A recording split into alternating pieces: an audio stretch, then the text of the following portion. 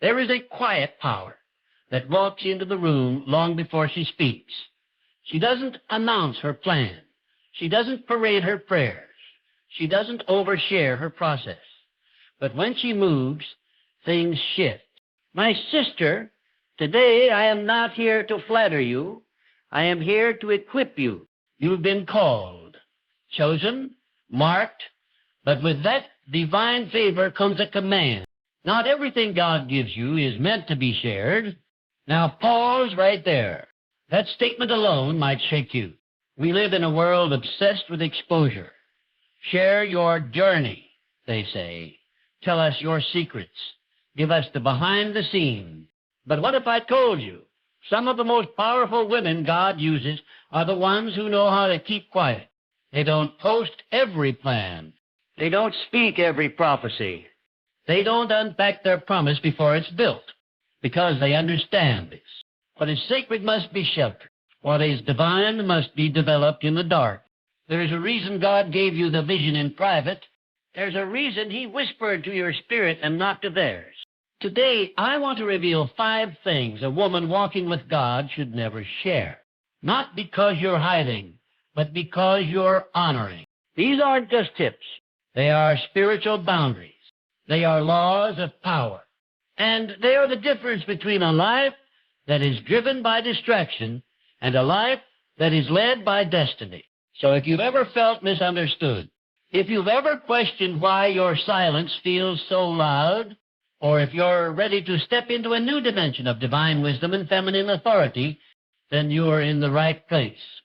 Because what I'm about to tell you isn't for the crowd. It's for the cold. Let's begin. There is something deeply sacred about a vision that is still forming. It is tender, like a flame just lit in the darkness, small but powerful. When God gives a woman a vision, it rarely arrives as a finished masterpiece. It comes in fragments, in whispers, in impressions that stir the soul and unsettle the ordinary. It might come in a moment of prayer, in a dream, or as a persistent pull towards something greater than her current reality. And when it comes, it demands her full attention, her faith, and her protection.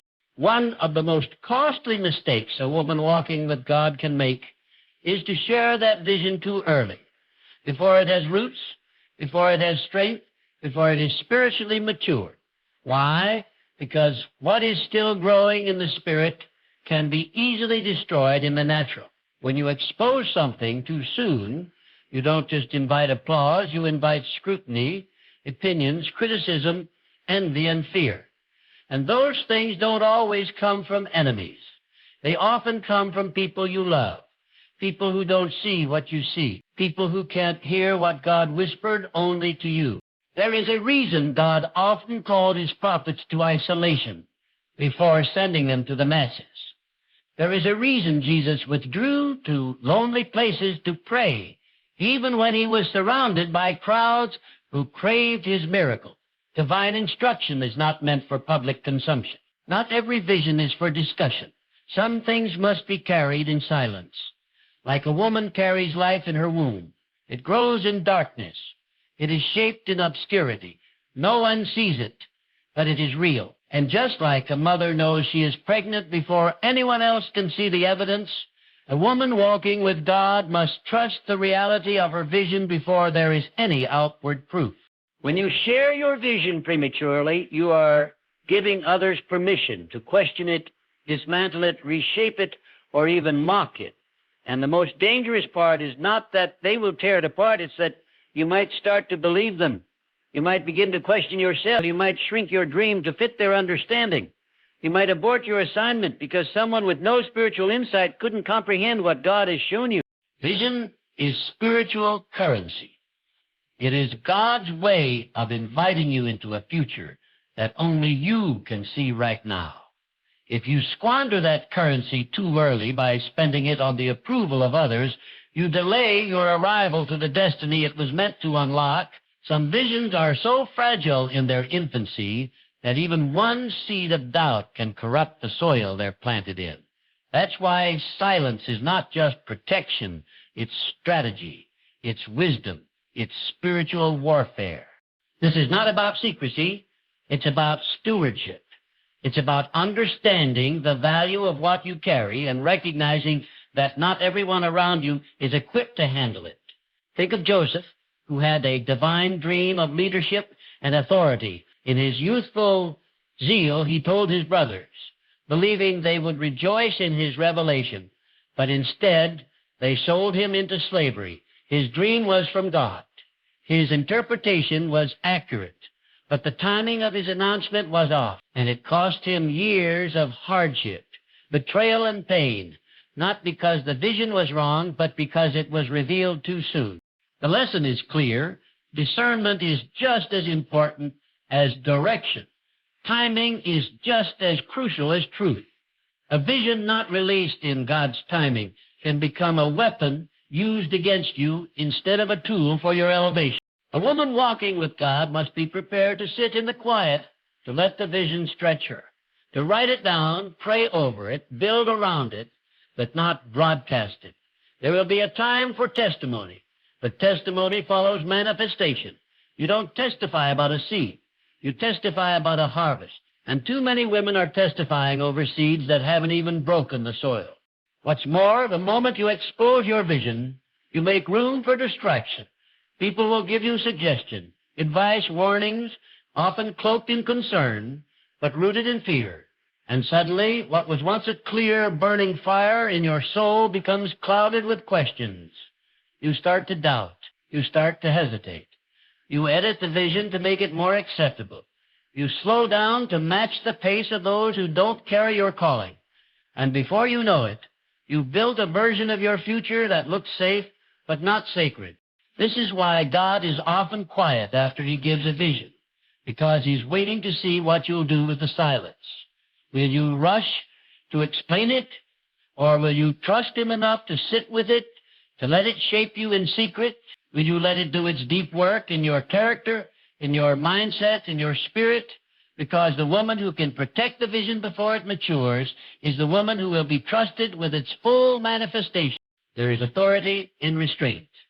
There is power in privacy. You do not owe the world an explanation for what God is doing in you. Let them wonder. Let them guess. Let your fruit speak when it's time. But until then, guard the vision like it is holy ground, because it is. There is a strength in vulnerability, but only when it is placed in the right hands.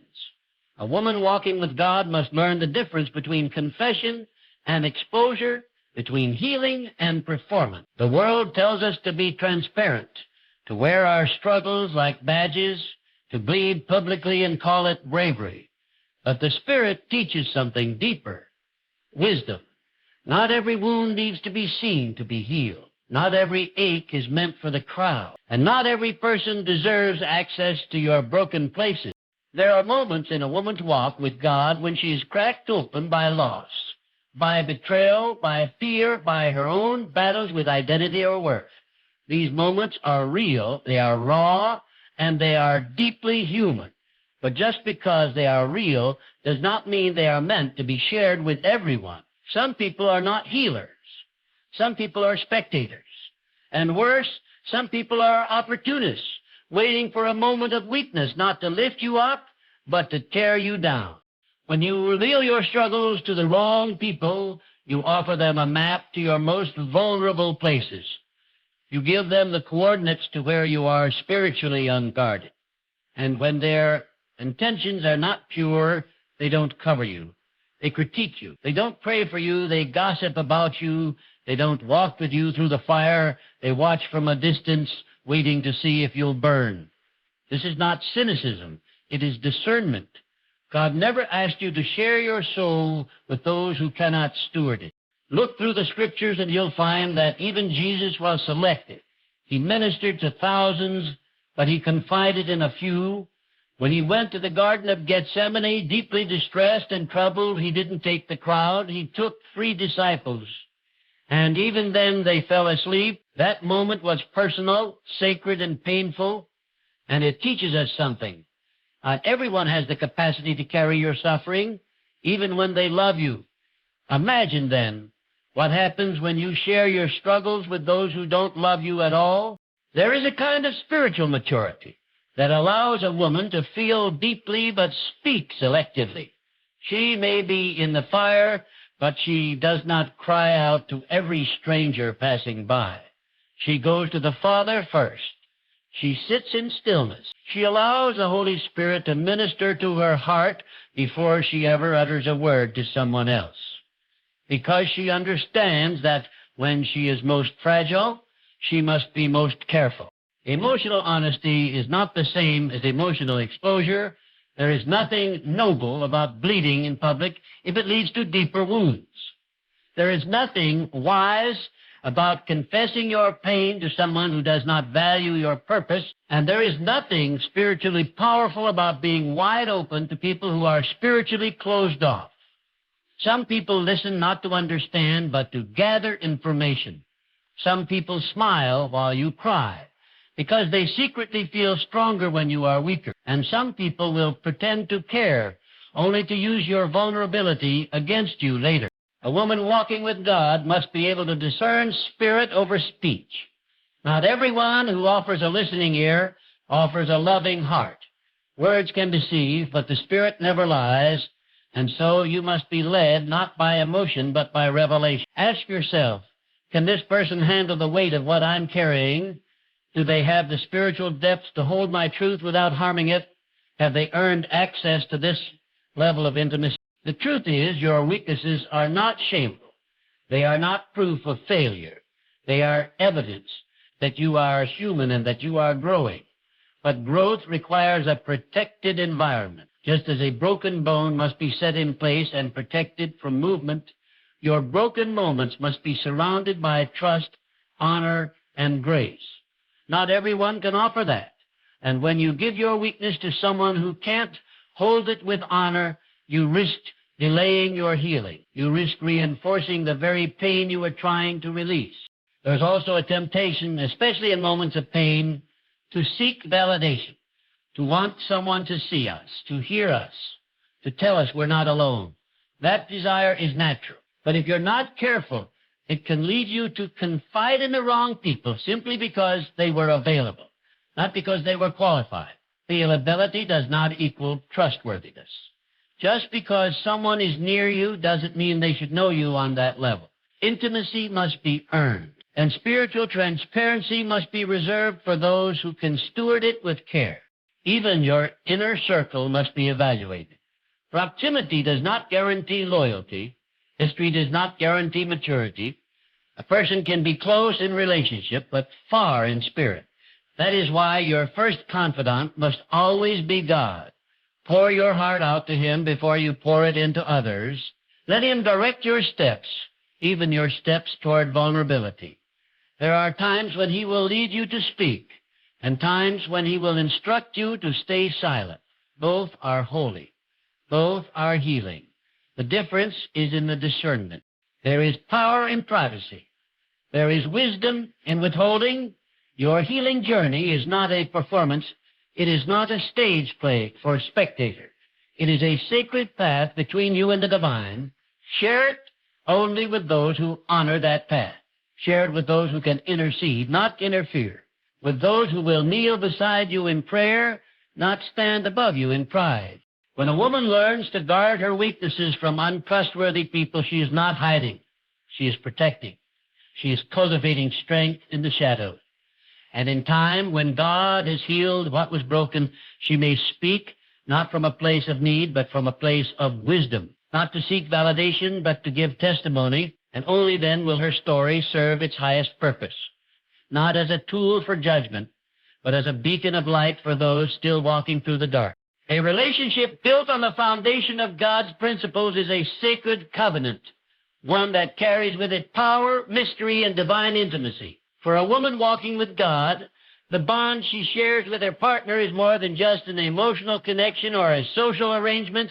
It is a spiritual union that reflects the very nature of God's love for His people. This sacredness demands protection and honor, especially when it comes to the intimate details that define the closeness and the vulnerability shared between two souls.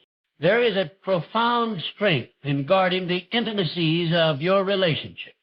In a world obsessed with exposure, where every moment is broadcasted and dissected on social media, it takes courage and wisdom to keep the most precious aspects of your love life private. This privacy is not about secrecy born from shame or fear.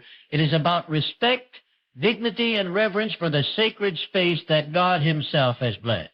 When you choose to protect your relationship's intimate moments, you are not hiding. It is a form of honoring the covenant that God has woven between you and your partner. Sharing the intimate details of your relationship with others invites opinions, judgments, and sometimes even envy. What is meant to be a sanctuary of trust and love can easily become a battlefield of misunderstandings and unsolicited advice. People, even well-meaning friends or family, often project their own experiences, insecurities, and biases onto your relationship. This can dilute the unique bond you share and introduce confusion where there should be clarity. Intimacy is fragile. It grows best in an environment free from external pressure and intrusion. In Scripture, the imagery of two becoming one flesh is not merely poetic, it is a deep spiritual truth. The union between a husband and wife symbolizes the relationship between Christ and His church, a relationship marked by loyalty, sacrifice, and profound unity. When a woman shares the intimate details of her relationship carelessly, it can weaken the sacred cord that binds them. What happens in the private moments between two hearts is often the fuel for strength in the public moment. If that fuel is exposed prematurely or recklessly, it risks being contaminated by misunderstanding or judgment. There is also a spiritual dimension to consider. The energy exchange between partners in a God-centered relationship is powerful. It is a spiritual synergy that builds not just emotional connection, but also spiritual strength. This energy can be disrupted when the intimacy is exposed outside the bounds of the relationship. When personal details are shared with others, the spiritual bond can be weakened because intimacy is a sacred exchange meant to remain within the two who share it. Just as God's presence often dwells in quiet and sacred spaces, so too does the power of relationship intimacy reside best in privacy. Respecting this sacredness requires discipline. It means resisting the urge to vent frustrations, complain about challenges, or air grievances in public forums. It means avoiding gossip or sharing sensitive moments that could be twisted or misinterpreted. It means choosing carefully with whom you share, and often choosing not to share at all. The strength of a woman walking with God is found in her ability to hold her relationship in confidence, understanding that some battles are fought and won behind closed doors, not on public platforms. This does not mean silence in times of crisis, but rather discernment. When a relationship faces hardship, a woman of God knows to seek counsel from trusted spiritual mentors, wise counselors, or prayer partners who can support and uplift without judgment. She knows that some struggles require external help, but she also knows the importance of maintaining boundaries that protect the heart of her relationship. Not everyone should be invited into the inner sanctum where vulnerabilities are laid bare. The wrong exposure can cause damage that takes years to heal. In addition, guarding the intimacies of your relationship protects your partner's dignity. It honors him as the man God has placed in your life and preserves the respect due to the role he plays. Relationships thrive on mutual respect, and part of that respect is protecting each other's privacy. When one partner shares the intimate details indiscriminately, it can create imbalance and hurt, breaking down the trust that was built painstakingly over time. True partnership is marked by mutual care, including how each person is spoken about and represented to the outside world. There is also an element of testimony involved. When a woman walking with God honors her relationship by protecting its intimacy, she positions herself and her partner as a living example of divine love. She shows that love is not for spectacle, but for sacredness. This is a powerful witness to a world that often misunderstands or trivializes true love. The respect and privacy she maintains reflect a commitment that goes beyond fleeting feelings. It honors a covenant made before God. This intentional guarding of relationship intimacies also empowers a woman spiritually. It frees her from the need to seek validation outside the marriage and builds a secure foundation of trust and unity inside it. When she refuses to give away the most sacred parts of her connection, she holds a strength that cannot be shaken by gossip, rumors, or public opinion. Her relationship becomes a fortress, a sanctuary where both partners can be vulnerable without fear of exposure or betrayal. Ultimately, the intimacy shared between a woman and her partner walking with God is a holy trust. It is a bond that must be guarded with vigilance, wisdom, and love. Protecting this intimacy is not about isolation, but about creating a safe space where love can grow, flourish, and reflect the heart of God. It is an act of faithfulness to the calling placed upon both their lives, a commitment to nurture what God has joined and to honor it with every word spoken and every secret kept. Financial matters are more than just numbers in a bank account or transactions on a statement. For a woman walking with God, finances carry a spiritual dimension that demands careful stewardship, wisdom, and discretion. Whether she is experiencing a breakthrough or facing a season of struggle, how she handles and shares these moments speaks volumes about her faith, her trust in God, and her understanding of divine timing. One of the most important principles for a woman walking with God is to recognize that her financial journey is personal and often sacred. It is a direct reflection of her relationship with God, her mindset about provision and her obedience to His guidance. Sharing too much about her financial status, whether in prosperity or in lack, can open doors to distractions that cloud her focus and invite unnecessary opinions that may not align with God's plan for her life. When a woman boasts prematurely about a financial breakthrough, she may unintentionally attract the wrong kind of attention. People might begin to expect things from her, or worse, envy may creep into her relationships. False friends or opportunists could see her success as a chance to benefit, not to celebrate. More dangerously, pride can take root in her heart when she allows her financial status to become her identity or her source of validation. Money is a tool, not a trophy, and understanding this distinction is critical for spiritual growth and lasting success. On the other hand, sharing too openly about financial struggles can lead to pity, judgment, or even loss of credibility. Some people are quick to offer unsolicited advice or cast doubt on one's ability to overcome challenges. There is also a spiritual risk in speaking too much about lack because words carry power. When a woman repeatedly voices her financial hardships without faith-filled action and belief in God's provision, she may inadvertently reinforce a mindset of scarcity rather than abundance. God's provision is often a test of faith as much as it is a blessing.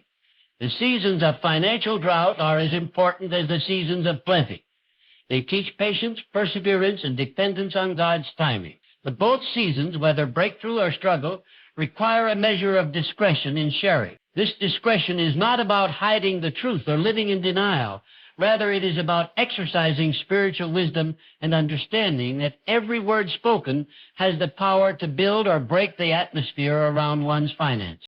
A woman who understands the sacred nature of her financial journey treats her breakthroughs and struggles as offerings to God first. She prays over her finances, seeks divine guidance on how to manage resources, and commits to generosity even when it's difficult. She knows that money is a servant, not a master, and she guards her heart against becoming enslaved by wealth or defeated by lack. Moreover, financial matters are connected to a woman's identity and purpose. God often uses resources to advance a calling, to support ministry, or to bless others. When a woman shares her financial victories prematurely, she may reveal strategic plans or blessings that are not yet ready to be public. This can disrupt the flow of God's timing and invite opposition. The enemy of progress often lurks in the spaces where boundaries are not maintained. By keeping financial breakthroughs private until the right time, a woman protects her harvest from sabotage and secures the fullness of her blessing. Conversely, when she shares her financial struggles indiscriminately, she risks lowering her own spiritual defenses. Words have power. Complaining or focusing on lack can create a vibration that attracts more difficulty rather than deliverance. A woman walking with God understands the law of faith and the power of confession. She chooses to speak life, hope, and victory over her finances even when the natural circumstances seem contrary. This is not to say she ignores reality or refuses help. Rather, she seeks counsel from trusted advisors, prayer partners, or mentors who understand her spiritual journey and can offer wise, faith-filled guidance. She recognizes the difference between vulnerability that leads to healing and oversharing that leads to discouragement. She walks a fine line between transparency and wisdom, always guided by the Spirit. Another critical aspect of guarding financial breakthroughs and struggles is the concept of stewardship. God entrusts resources to his daughters, not just to accumulate wealth, but to multiply impact. A woman who respects this trust does not flaunt her riches nor wallow in her lack. She manages with integrity, giving generously, saving wisely, and investing in what aligns with her purpose. This level of stewardship requires discipline and often discretion because publicizing financial details can bring pressure to spend unwisely or to make decisions based on external expectations rather than divine direction. In the midst of financial breakthroughs, a woman walking with God remains humble. She gives glory where it is due and acknowledges that her success is not just the result of her efforts, but the favor and provision of God. She uses her resources to bless others, to build the kingdom, and to serve as a testimony of God's faithfulness. By keeping her financial triumphs focused on God rather than on self, she preserves the purity of her heart and the strength of her testimony. During seasons of struggle, her faith becomes a shield. She does not broadcast defeat, but she also does not pretend everything is well. She prays fervently, seeks solutions, and trusts God's promises of restoration. In doing so, she models resilience and hope, showing that faith is not about perfection, but about persistence. By guarding the details of her financial challenges, she prevents discouragement from taking root and creates a spiritual environment where breakthrough can flourish. Ultimately, a woman walking with God views her financial journey as a sacred trust. It is a pathway where faith meets provision, where obedience unlocks blessing, and where discretion preserves destiny. She understands that what she chooses to share about her finances can either invite favor or invite friction, build faith or fuel fear. Therefore, she walks carefully, speaks wisely, and trusts fully, knowing that God is the ultimate source of all she needs, and that his timing is perfect. The future is a canvas stretched out before a woman walking with God, waiting for the brushstrokes of her next move. Every step she takes carries the weight of destiny, the power of divine purpose, and the unfolding of a plan far greater than she can imagine. Yet, the anticipation of what's next can be both thrilling and daunting.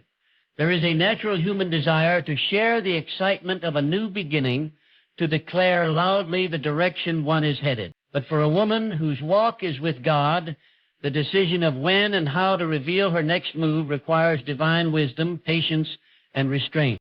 The next move is never just about action. It is about alignment. It is about ensuring that every step she takes is in sync with God's timing, God's voice, and God's strategy. In the natural, it might feel tempting to announce plans early, to rally support, or to seek validation from others.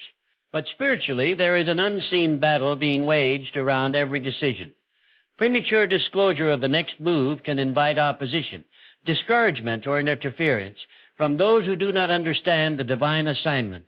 The woman who knows this guards her plans carefully until God opens the door to reveal them.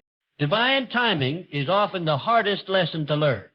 When God places a next move on her heart, it may not come with an immediate green light to act or share. Sometimes the preparation is internal, spiritual growth, character refinement, or waiting for circumstances to align. Other times it is external, waiting for resources, connections, or opportunities. In these waiting seasons, the temptation is to become impatient, to rush ahead or to reveal too much too soon. But rushing risks missing God's best, while premature sharing risks losing the element of surprise and the protection that secrecy provides. The next move is also a test of faith. Faith often requires stepping forward without having the full picture. It demands trust in God's promises even when the way seems unclear. A woman walking with God learns to hold her plans lightly, sharing them only with those who have proven spiritual discernment and loyalty. She does not broadcast her vision to the world for applause or reassurance. Instead, she cultivates a circle of wise counsel, prayer partners, and mentors who will guard her next move as sacred trust. There is power in mystery. When a woman keeps her next move close to her heart, she invites God's supernatural favor. The element of surprise can dismantle the enemy's strategies and clear the path for breakthrough. Many biblical heroes and heroines kept their plans secret until the appointed time. This secrecy was not about deceit. It was about spiritual strategy and protection. God's plans unfold most powerfully when they are shielded from premature exposure and human interference. Moreover, the next move is an act of stewardship. It is not just about what she wants or what she dreams. It is about what God has called her to do. Guarding the details protects the integrity of the assignment. When she shares too soon, she may expose her plans to criticism or sabotage. People may try to dissuade her, impose their doubts, or offer unsolicited advice that distracts from the divine path. But when she waits, prays, and moves with intentionality, her steps are ordered, her vision clarified, and her impact maximized. A woman walking with God understands that her next move must be rooted in clarity. It is easy to confuse excitement or pressure with divine direction. That's why silence is often the best response when questioned about future plans. Silence is not avoidance. It is a spiritual posture of readiness, humility, and trust. It allows her to listen more intently, to discern the voice of God above the noise, and to refine her strategy according to divine counsel. Guarding her next move also preserves her peace. Announcing plans prematurely can lead to unnecessary stress, second-guessing, and conflict. It opens the door to doubt from others and self-doubt within. But when a woman keeps her next move sacred, she cultivates a calm confidence that comes from knowing she is walking in obedience, not in reaction. This peace becomes a fortress around her purpose, shielding her from distraction and discouragement. There is also a relational aspect to consider. Not everyone in her life needs to know what is coming next. Even well-meaning friends or family can unintentionally complicate matters. Some may try to change her course out of fear or misunderstanding. Others might feel threatened or jealous. By discerning carefully with whom to share her next move, she protects both her vision and her relationships. She chooses to reveal her plans only to those who will encourage, support, and pray her through the journey. The next move requires courage as well. It is a step into the unknown, a leap of faith that demands trust beyond what can be seen or controlled. A woman walking with God embraces this courage quietly, not needing to prove herself or explain her motives to the world. Her confidence is anchored in God's promises, not in public approval. This inner strength allows her to move forward boldly when the time is right, knowing that every delay and every moment of silence has prepared her for this exact moment. Finally, the next move is an invitation to divine partnership. It is a call to co-labor with God, to align her desires with His will, and to surrender her plans to His sovereignty. When she guards her next move, she is essentially saying, Lord, I trust you with my future. I will wait for your perfect timing.